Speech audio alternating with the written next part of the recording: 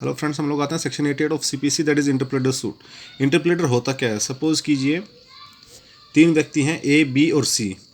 B और सी क्या है? कोई भी सेम डेप्ट, सम ऑफ मनी या कोई भी प्रॉपर्टी, मूवेबल और इमूवेबल प्रॉपर्टी। बी और सी कोई भी ऐसी प्रॉपर्टी आपस में एक दूसरे के लिए एक दूसरे से क्लेम करते हैं। ठीक है, प्रॉपर्टी किसके पास है? ए के पास है। तो ए बोलता है कि मैं वो प्रॉपर्टी, जो भी राइटफुल क्लेमेंट है, जो भी उसका सही हकदार है, मैं उसको दे दूंगा, लेकिन उसके बदले में उसको जो उसने उस प्रॉपर्टी को या उस इमूवेबल और इमूवेबल प्रॉपर्टी को रखने का जो खर्च आया है, वो खर्च उसको दे दो। ठीक है, तो ऐसे में क्या है, तो वो व्यक्ति ए जो है वो सूट फाइल करेगा। मेनली ये होता है डिफेंडेंट के बीच में ये सूट होता है, क्योंकि डिफेंडेंट जैसे बी और सी है, आपस में क्लेम करते हैं वे कि ये प्रॉपर्टी, ये बी बोलेगा बी की प्रॉपर्टी है, सी बोलेगा सी की प्रॉपर्टी है।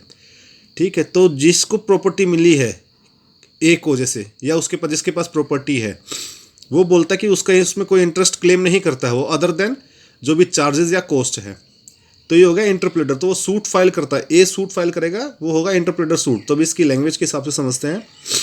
व्हेन टू और more person claim adversely to one another, यानी कि दो या दो से व्यक्ति आपस में एक दूसरे से क्लेम करते हैं सेम डेप्ट, sum of money, other property, movable या इमूवेबल, फ्रॉम अनदर पर्सन, किसी अन्य व्यक्ति से।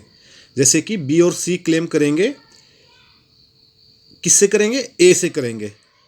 हु क्लेम्स नो इंटरेस्ट, ए जो है कोई क्लेम, ए का उसमें कोई इंटरेस्ट नहीं है, ए का उसमें कोई इंटरेस्ट नहीं है। There an other than for charges and cost, who is ready to pay or deliver to the rightful claimant, यानी कि ए जो है उसको सिर्फ अपने चार्ज चाहिए या कॉस्ट चाहिए, और वो रेडी है राइटफुल, जो उसका सही हकदार है, उसको देने के लिए।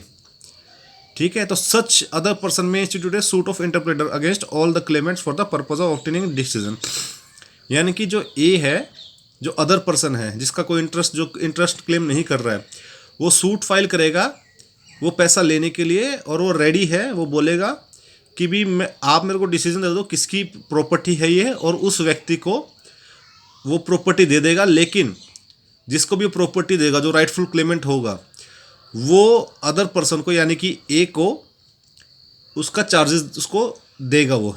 जैसे कि अगर बी और सी आपस में एडवर्सली क्लेम कर रहे हैं कि प्रॉपर्टी उसकी है, और कोर्ट ने डिसीजन दे दिया बी की प्रॉपर्टी है, तो बी जो है ए को, जिसके पास सामान था या प्रॉपर्टी थी, उसको इंडेमनीफाई करेगा, उसको पैसा देगा।